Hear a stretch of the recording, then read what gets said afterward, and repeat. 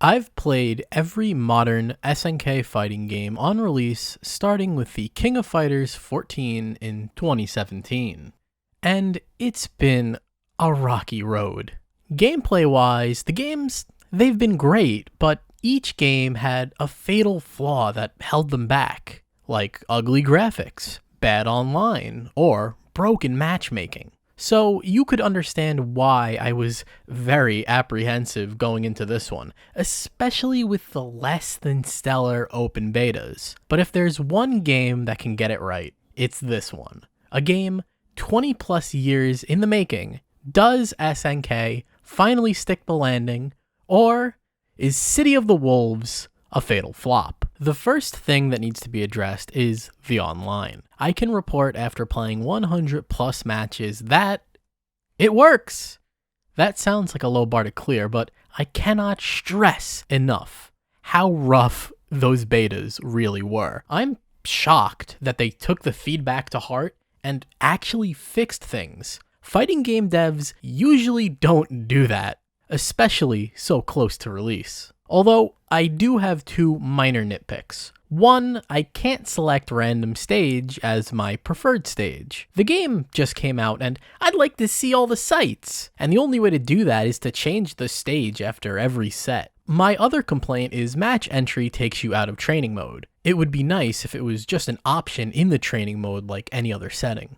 Online is the lifeblood of fighting games these days, and you have to get it right out the gate, and thankfully, City of the Wolves does. What good is functioning online if the gameplay isn't fun? You could make tic-tac-toe rollback edition, but it'd get old fast. SNK has been apprehensive to change. All of their games still follow old fighting game philosophies while giving you modern conveniences like generous input buffers and robust training modes. This is a double-edged sword.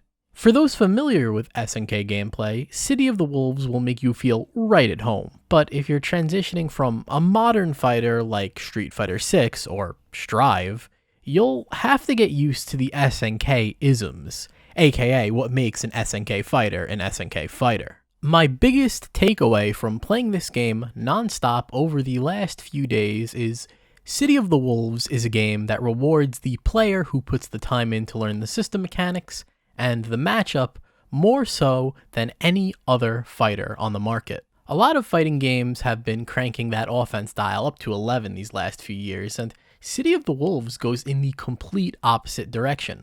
Despite this, it still has strong offense options that are complemented by strong defensive options. Although, as the game develops, I wouldn't be surprised if this came back to haunt SNK. I can see a world where everyone just gets super good at just defending and hyper defending, and it just becomes a snooze fest. But for now, aggressively pursuing a guard crush to close out a round, or just defending with a pixel of health to make that comeback is super satisfying.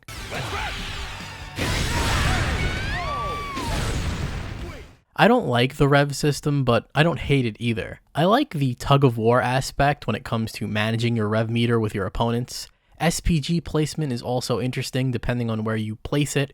It really shifts your priorities. Do you want early access to rev blow and hidden gear, or hold off for when your back is to the corner? I'm curious to see how it develops as the meta forms. I would have preferred if City of the Wolves was more like older Fatal Fury games. I was really hoping we'd get ring outs and maybe lanes as central mechanics. Now I can already hear you typing in the comments. Lanes are already in the game, but unfortunately they're relegated to one stage. However, I completely understand SNK wanting to focus on a more straightforward experience. I also would have axed the EX moves, as I think the game would be fine without them. I just feel like special cancels and long combos fit a game like KOF better than they do Fatal Fury. I find City of the Wolves' gameplay refreshing because it doesn't feel like the heavy hand of the developer is guiding the gameplay, forcing boring interactions where one player has a massive advantage over the other. The player has so many options at their disposal to deal with anything you throw at them. It honestly reminds me of old Guilty Gear. On the other hand, we're very much in the honeymoon phase of this fighter, and we can't forget that hindsight is 2020. I wonder if we'll be singing the same praises in 6 months. For now, I can say that City of the Wolves' gameplay leaves you hungry for more, always wanting to play just one more match. I can't say such positive things for everything else. The single player content is as bare bones as it gets. For the first day of the game, I exclusively played Arcade, episodes of Southtown, and Trials. It was miserable. I only started enjoying my time with the game when I played online. If I had to recommend City of the Wolves based on single player alone, it would be a hard pass. Arcade mode is arcade mode, nothing special. Episodes of Southtown has to be the most boring mode I've ever played in a fighting game, so the less said about it, the better. If you really care about the story, you're better off pulling up a YouTube video. The tutorial is bare bones, and the trials are easy, and don't teach you anything useful. Looks like Under Night In-Birth 2 remains the king of fighting game tutorials and trials. The one diamond in this desert of mediocrity is color edit. Every fighting game should have color edit. It's a lot of fun making your own custom palettes or trying to recreate the color scheme of some of your favorite characters, or you could make monstrosities like this. It opens up an avenue of player expression outside of the buttons you press. On the topic of the two guest characters, they're wastes of slots that would have been better off going to literally any other Fatal Fury character.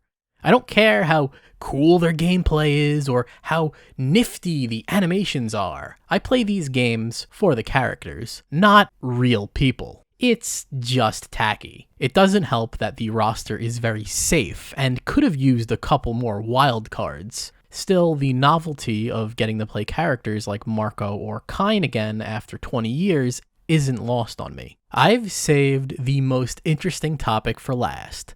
Let's talk about this game's marketing.